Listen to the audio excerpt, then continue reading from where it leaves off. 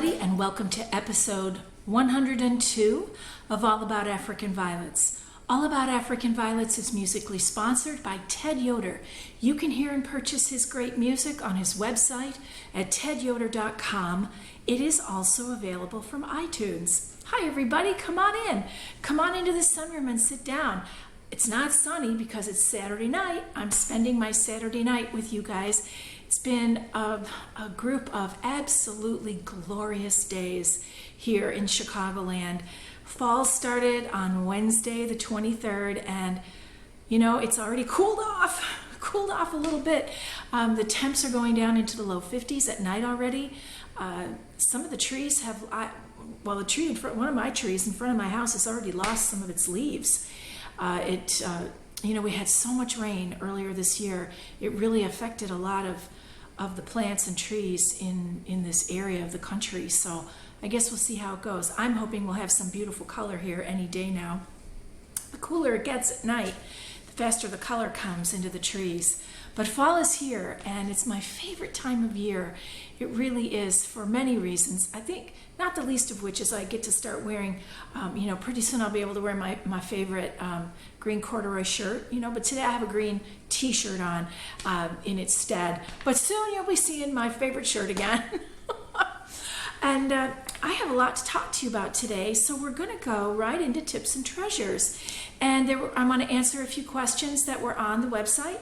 Anna Perna said, when you lose a crown, because I mentioned that I lost the crown in Fresh Air last week, when you lose a crown, do you take leaves to restart a new plant? I lost the crown of my precious red, and it sent out about half a dozen suckers that I potted up, waiting to see how they do. Well, the answer to that, Anna, is that sometimes I do and sometimes I don't. In this case, I did not take a leaf of Fresh Air. As much as I like it, it is a great plant. It is an extremely large standard. And as you guys know, I am pressed for space on the stands right now. And I am really looking at things with a very hard eye. I need to make more space on the stands. Things are too close together. It makes me uncomfortable. So it again very much depends on the plant. Oftentimes, if you think something, you're not sure about something, you can always take a leaf of a plant and put it down for insurance, so to speak. Many people do that. I myself have done it. If this was a plant that I really did not want to lose, I would absolutely have taken a leaf and started it again. But it's one that I feel that I could get again if I needed to. It's pretty common in the violet world at the moment anyway. Tim said, responding to your question about Janet Stromberg, she is one of the two people who runs the AV Brat Pack too. Thank you, Tim. And I found out Tim sent a link as well, and it's there in the comments from last week's episode. But the link that's on the sidebar on the website is also good, and it will take you to the correct page to get to the Brat Pack. You have to register there to become a member, but you'll be able to do that once you get to the site. And then Danelle said, one question about the plant that you commented had lost its crown. What could you have done differently to prevent that had you been home to monitor it? I've had this happen to a few plants, and I felt like all I could do was watch it go downhill. This is a great question. I love that both you guys asked about Fresh Air and the fact that I lost the crown. Danelle, if I had been home, first of all, the plant probably would not have been on a reservoir. In my personal experience, if I'm going to lose a crown, it's because things have been overwatered. This plant was on a reservoir while I was away, and I'm pretty sure that was the cause of what was going on there. So if you are practicing consistent care and you are checking your plants regularly, you're going to be able to tell if something is too wet. You can stick your finger in the pot and feel the dirt, and if it feels really wet, back it off. Back the water off a little. Let it dry out. Watch it. See how it does. So that really is what I would have done to try to save it. And again, if it looked like I wasn't going to be able to save it, then I would, like I said before, you could take a leaf, as Anna Perna asked, Could you take a leave? Absolutely. So that you don't lose something that you may really want. So I just wanted to touch on those with you. I wanted to talk about the magazine today because I said I would talk about it last week. Let me set my notes down and grab my copy. Oh, I guess I should have taken the cover off. Here we go. This is the September-October edition of the magazine. The plant on the cover is Winter's Finale, exhibited and hybridized by Paul Serrano of Linden Lyon Greenhouses. And it's certainly a lovely, lovely plant. I have marked a couple of, it's a good addition as always. A couple of things I want to point out to you. The AVSA Library Message for 2015 from Ann Nicholas, who is the Library Committee Chairman, is in here. And it's a little short article, but this is always good for those of you in your clubs who are looking for a program. You know, you don't always want to have slides, or used to be slides you would get, but you know, a DVD or whatever. You don't always want to have that every month, but certainly a couple times a year you may wish to look into getting a library program, and all that info is in here. And Anne and her committee work very hard on getting great stuff to be able to share with you. And of course, there's some great photos from Kansas City Violets. Love Kansas City Jazz, Blues, and Barbecue. These are some of the people that were there. There's my friend Carol Lee Carter. There's just all, you know, there usually are some great photos like this after every convention. People that Ruth and her staff catch and take their photos. I've got a question about leaves and different leaves, and I am working on some of this stuff, but I thought it was so interesting that in this edition there happened to be a reprint from Melvin Roby's book, African Violets, Gifts from Nature, the series book 1, of different types of leaves, because you can also see different leaves, different leaf forms in the handbook, the AVSA Judges Handbook. There's great drawings in there as well, and so you can always find that info there. There is an article about guttation, which is, I think I often call it transpiration, where you see the little drops of water around the edges of your violet or on the tips, and that's very normal. That's what plants are breathing, and it's here, this article, and she talks about it in depth. So it's something you may want to look at. And Paul Kroll's column this month, A Family Portrait, he works in that column. It's all about Petrocosmia. So for those of you who have an interest in Petrocosmia, you know I have one, Petrocosmia caryi, which is looking a little, I think it needs some attention. I think all my plants need some attention. You know, that's the other reason that you're going to see some things here happening on the stands. My space is so limited, and also my time is limited, guys. This is the other thing, that when you find, even as I'm down to 60 varieties again now, okay? And that's too many for me to grow well. And I am looking to really get that number to be smaller. So I'm going to be looking at all my plants in the coming weeks as we really head into fall. But another article that I wanted to point out to you is the second part 2 of Sayeh Beheshti's article, Longing for Longifolias. And a longifolia is a type of leaf, and she mentions a lot of the Sanks varieties. And this is a great article with lots of photos. The part 1 was in the last edition of the magazine, and she mentions that her personal, her personal all-time favorite longifolia varieties has to be Brass Band, hybridized by H. Parker in 1970. It's got long, ruffled leaves and easily grows into a 4-inch pot. So I was looking here. This is a picture of it. It's kind of hard to see here, I think, on camera. My favorite plant with a longifolia leaf has always been Gale. And those of you who have been watching from the beginning may recall that I used to grow Gale, but I don't grow it at the moment. I wouldn't mind growing it again, but probably not anytime soon. This is an article about propagating from flower stems, this is one of the ways, for growing chimeras.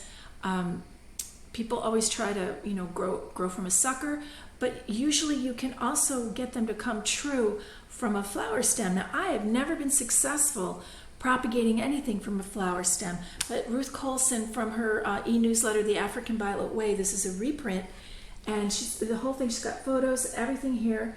And so for any of you who may be interested in looking into that, it's looking like a really good article.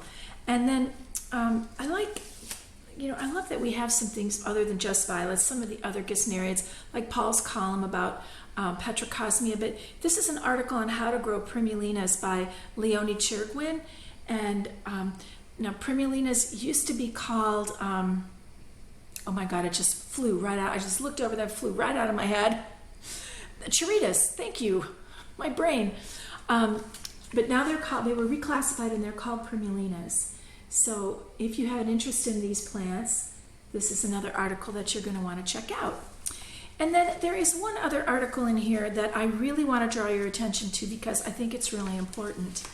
You guys know that earlier, or actually last year, I guess it was, we really had a scare about the impatiens necrotic spot virus, INSV. And Joyce and Kent came on and spoke about it. There were articles about it. Different people experienced it. I mean, things happen sometimes to our plants. And the latest thing that is coming up and that Joyce has written an article about is called Carinospora cassiicola. Now, this is a fungus, guys, and the article that she wrote is called African Violet Leprosy. It's short. It's a very good article. It's footnoted with a lot of with the references that she talks about, and just a couple of things. She says no one wants to know Carinospora leaf spot, and it's also called leaf spot, personally, but it would be good for every African violet grower to recognize this threat, the threat that this disease may pose to an African violet collection. And the reason it's important that we know about this, guys, is that there is very little that can be done about it. There is only really one fungicide that will control it to stop the progress of it. And it's generally, she says, the disease initially causes sunken areas on the leaf. These areas develop into irregular brown lesions that advance rapidly, causing leaves to collapse, especially in immature plants. Typically, the damage first occurs on the parts of the plant nearest the potting medium, and it is spread by airborne spores, which may travel quickly over a wide area when the air is moving. This is especially a concern in greenhouses that are vented, allowing breezes to stir up colonies of spores on discarded plant material. Spores have been observed to survive on plant debris for as much as 2 years. This is a long time, guys. The fungus thrives in conditions with high moisture and humidity. Very few chemical controls for the disease exist.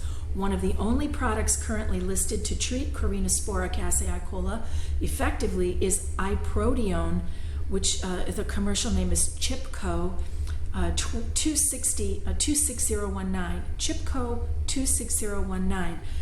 And guys, it's spendy. One internet supplier lists it currently at $110 for a 2-pound container. And in addition, the label recommends caution during application by using protective clothing to prevent inhalation of the product or absorption through the skin. So we're talking about a really heavy-duty chemical here. Again, since the disease can be devastating and the chemical control is limited, the best choice is to avoid the disease with vigilance and a garbage can. Now, she goes into talk further about this, but I really, guys, you need to read this. Read this article. It's important. And when I got a hold of Joyce, unfortunately, as you know, I'm not going to be able to go to Missouri Valley. I was hoping to sit down. I dropped my magazine there, sorry. To really catch up with her and sit down and interview her. And she had a horribly busy week this week, and she still took time to answer my email and my questions about this. So Joyce, if you're watching, thank you so much. I'm going to share now with you guys. I wrote it all down. It's here on my notes, and I'm going to share with you our email exchanges. So here's what she first says. Corinospora cassiicola, that is a really long thing to say, is on the verge of a major outbreak, and it's very serious. We are seeing cases popping up all over the country because of people haphazardly sharing plant material that isn't inspected. It is a devastating disease with only one chemical, the CHIPCO that I mentioned, currently that is effective, and it is very expensive. Prevention is going to be incredibly important. So I asked about her comment about sharing plant material. I said, is this within the U.S. or with plant materials coming from other countries? And she says, at this time, we have only been working with growers in the U.S., but with the casual attitudes about smuggling plant material across national borders and international waters, it is likely that the disease will spread soon if it hasn't already. So this is something to be very careful about. Then I asked her about sharing plant material. I said, is this sharing within the U.S.? Sorry, I had this in here twice. I pulled it twice. The second question I asked was, is there a period of time when the fungus could be in a leaf but wouldn't be visible? And she said, I don't know. I would say that the spore has to be on the leaf for a period of time to begin to multiply and infect the plant, but I do not know if that is hours or days. And then I said, well, we often share leaves as a way to avoid pests and diseases that are generally transferred through soil and roots. If someone shares leaves with you and it turns out they are infected with the fungus, will the standard wash the leaf with dishwashing soap be enough to kill the fungus? And her response is no. Once the leaf is affected, it is also making spores which go airborne. Washing is of no help. The only thing that helps is to discard affected material in a closed container and to keep the growing area impeccably clean from any dead plant material. The spores can survive for 2 years, so at least 2 years, so reinfection is possible for a long time. So guys, this is sounding so very serious. I went and I pulled out the disease book. You guys will remember this. The Compendium of Flowering Potted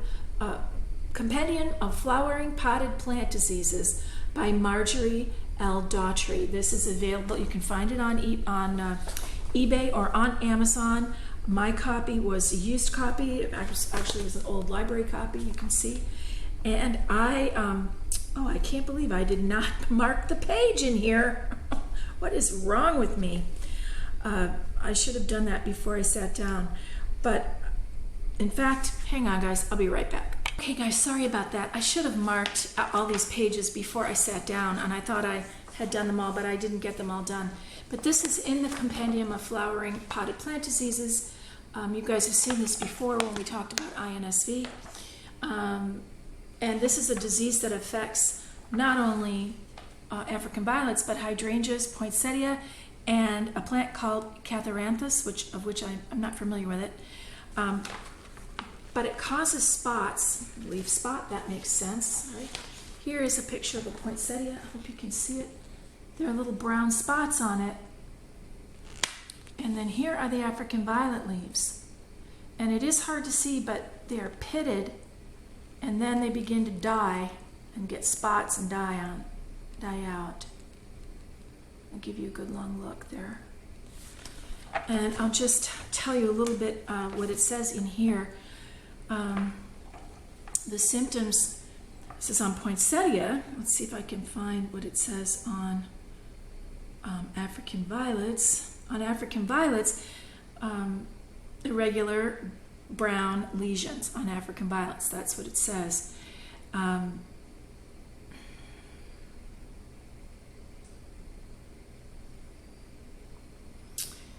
That's really about all it says, guys. It just tells you what it is and it shows you the pictures. It says it was first reported from Florida in 1984 in hydrangeas, in 1960 and 1966 was described as the most serious leaf spot disease on that crop.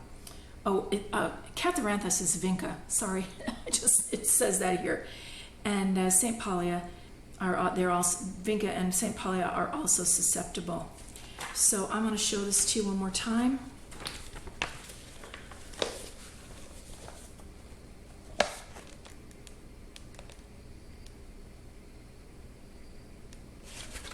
Now, when I looked it up, let me set that down.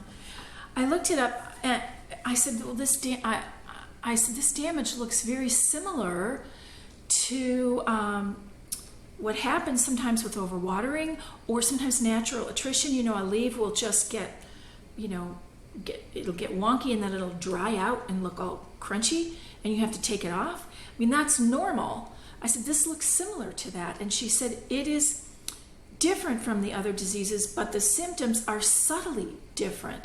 The main thing is that the affected leaves are in random parts of the plant when the disease first appears.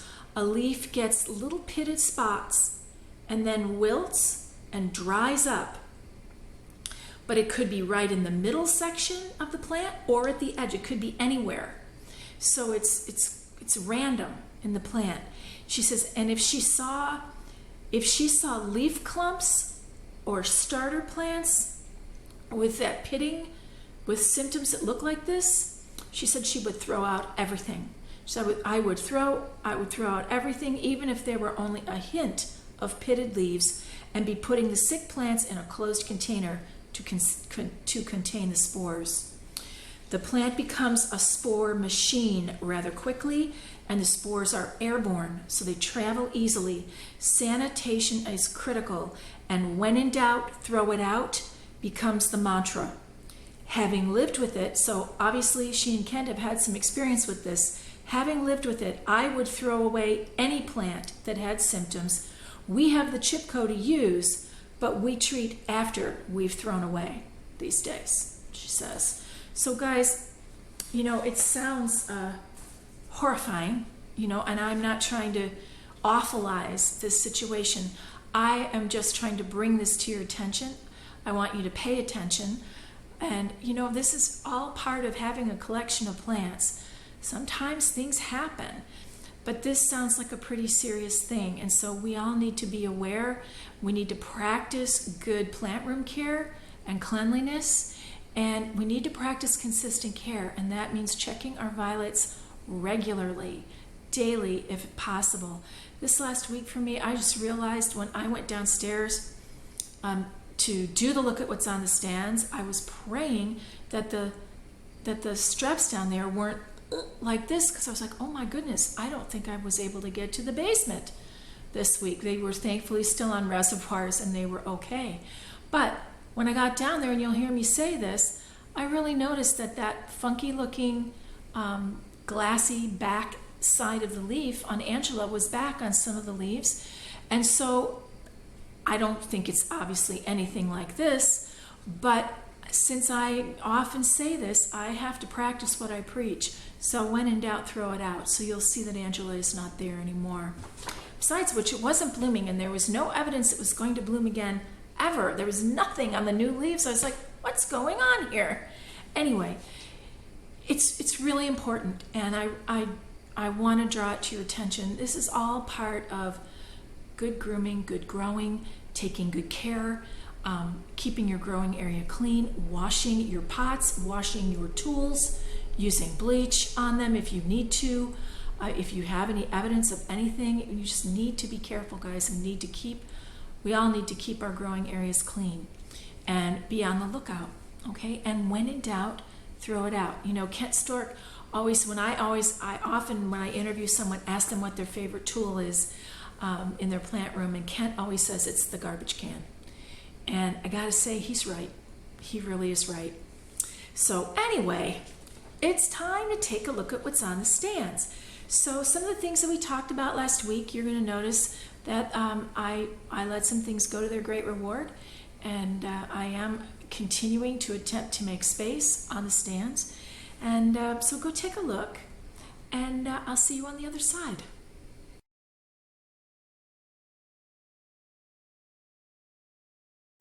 Well, we're here in the guest room. We're taking a look at what's on the stands, and you'll notice I never got the cover back on here on the leaves that were sprouting, but everything looks like it's doing okay. Even the leaves that were that probably could have stood to be under the dome for a little while longer. Certainly, I need to do a little cleanup here. I've got a leaf that's going, so in fact, I'm gonna get rid of that right now. And well, you know, nothing really too exciting here. Things looking good. About ready to separate some of these. This is Dolores' Chantilly lace, and I have been really waiting for it to bloom. I wish it would hurry up. I really wish it would hurry up. I've got a couple other things that, here, let me come around this way, that look like they're going to bloom. Got some blossom stalks there on EK. This is Sadoy Okeen. And some blossom stalks on this one, which is, well, of course it's turned the other way, guys, so I can't see it. This is Paula's PB&J. I can't wait for this to bloom so that we can see it. Down here, oops, banged into the door there. Down here on this shelf, not much going on. A little blossom there on Rupicola. Everybody just kind of hanging out. Down here, this is Rolling Dark Water, finally bloomed. Happy for that.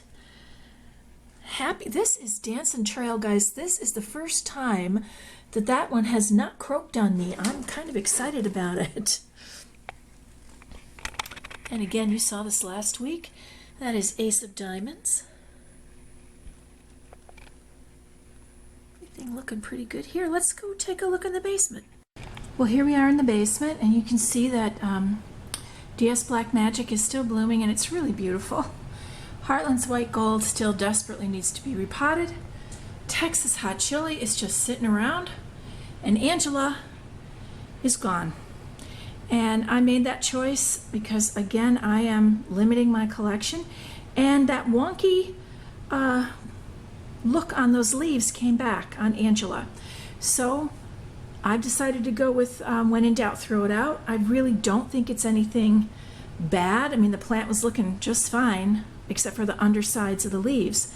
So that's gone. And these are left, and let's go upstairs.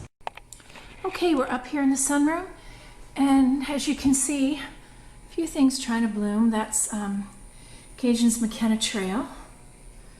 This is Swamp Trail, Cajun Swamp Trail. Guys, this is Edge of Darkness. And I know that you asked me at one point to show you a sucker, and there's a sucker on here, but it's in here, and I think it's very hard to see. Let me see if I can tilt it. Do you see it? It looks like two leaves at the moment, but you can see by the placement that this is not a bloom stalk. This is a sucker. If it was a bloom stalk, it would be up there in the new growth, but this is down here on the neck of the plant. So that's got to go. But I wanted to show it to you because I found it when I was grooming, and I was like, oh, I'll save that and show it to you guys. This is Smooch Me, and that's Kansas City Barbecue, which is groomed crooked. It's my fault. This is Jersey Blue Dreams. This is Powwow, and this is Roulette, which has often grown a little bit small for me, but it really seems to be small. I'm not quite sure what's up with that. Down here, Petrocosmia carrii, Linda Darnell. This is species Cacharoroni. I'm not sure if I'm saying that right. That belongs to my friend Judy. I need to get it to her. And Columnia Firebird. All right, that is the look at what's on the stands this week. I'll be right back.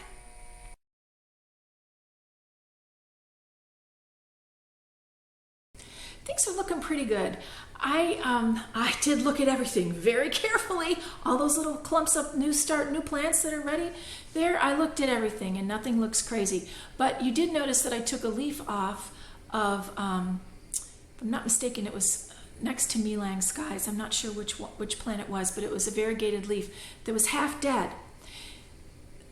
That's a normal thing that happens, particularly when you know, on a leaf that you've used to propagate. But there's dead tissue there. So as a matter of cleanliness and being aware, it's time now to always pay attention to that and get that off of there and get it out of the room. It's not this, what you saw there was natural attrition. That's something that is normal and happens, okay? So don't panic. It's okay. That happens. So you know, I don't want you to think every leaf that kind of is ready to be groomed off, is a harbinger of disease. So just pay attention. Pay attention to your plants. Okay? Yay. So now it's time to get the bail money ready. And oh my gosh, you can sure tell it's fall because this is the other time of the year, the spring and the fall. This is show city and all over the country. So I have lots of events to share with you today. Saturday and Sunday, these are all for next weekend, guys. Saturday and Sunday, October 3rd and 4th, the Spring Branch African Violet Club is having its annual fall sale in Houston, Texas at the Judson Robinson Jr. Community Center. And Saturday and Sunday, October 3rd and 4th, Wisconsin Council of African Violet Clubs. Oh, and they always have a really good show, guys. They are having their judged show and sale in Lomira, Wisconsin at the Trinity United Methodist Church. Saturday and Sunday, October 3rd and 4th, the North Star African Violet Council is having a judged show and sale in Minneapolis, Minnesota at Bachman's Floral Home and Garden Center. Oh, and that's a very cool place. When National was in 2006, I think that National was in Minneapolis, and that was one of the tours. It was very cool. Saturday and Sunday, October 3rd and 4th, Nutmeg State African Violet Society is having a judged show and sale in Stratford, Connecticut at the Homewood Suites by Hilton. Saturday and Sunday, I told you there were a lot. Saturday and Sunday, October 3rd and 4th, the Northeast Regional Gesneriad Society is having a show and sale in Morristown, New Jersey at the Freilinghuisen. I don't know how you say that. I'm falling back on my German, which would be Freilinghuisen, actually, Arboretum, but it looks like Freilinghuisen. Not sure, guys, but it's in the Arboretum, and there's a number on the AVSA website you can call for more information. Saturday, October 3rd, the African Violet Society of Greater Tulsa is having its annual fall sale in Tulsa, Oklahoma at the Tulsa Garden Center.